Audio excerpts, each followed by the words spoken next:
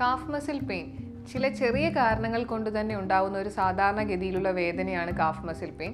പ്രത്യേകിച്ച് anaemia, dehydration, over activity, vitamin deficiency പോലെയുള്ള കണ്ടീഷൻസിൽ ഇത് അധികം ആളുകളിലും കണ്ടുവരുന്നുണ്ട്.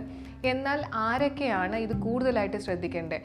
സ്മോക്ക് ചെയ്യുന്നവർ, കൊളസ്ട്രോൾ, ഡയബറ്റീസ്, അതുപോലെ ഹൃദയ സംബന്ധമായ പ്രശ്നങ്ങളുള്ളവരിൽ ഈ വേദന വന്നാൽ നമ്മൾ കൂടുതൽ ശ്രദ്ധിക്കേണ്ടതായിട്ടുണ്ട്.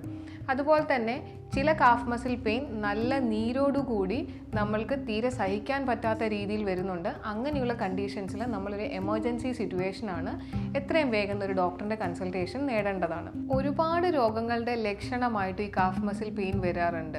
എക്സാമ്പിളായിട്ട് പറയുകയാണെങ്കിൽ ലോവർ ബാക്ക് പെയിൻ. ഒരിക്കലും അവരത് പ്രത്യേകിച്ച് എടുത്ത് പറയണം എന്നില്ല. കാഫ് മസിൽ പെയിൻ മാത്രം പറയുന്ന കണ്ടീഷൻസ് വരാറുണ്ട്.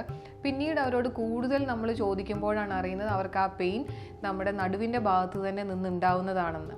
അപ്പം ആ ഒരു കണ്ടീഷനിൽ ഇത് നമുക്കുണ്ടാവുന്നത് നടുവേദന കൊണ്ടാണ് ആ കാഫ് മസിൽ പെയിൻ ഉണ്ടാകുന്നത്. കൃത്യമായ ഒരു ഡോക്ടർ കൺസൾട്ടേഷന് ശേഷം മാത്രമാണ് ഈ ഒരു കണ്ടീഷനിൽ നമുക്ക് ചികിത്സ എടുക്കാൻ സാധിക്കുള്ളൂ.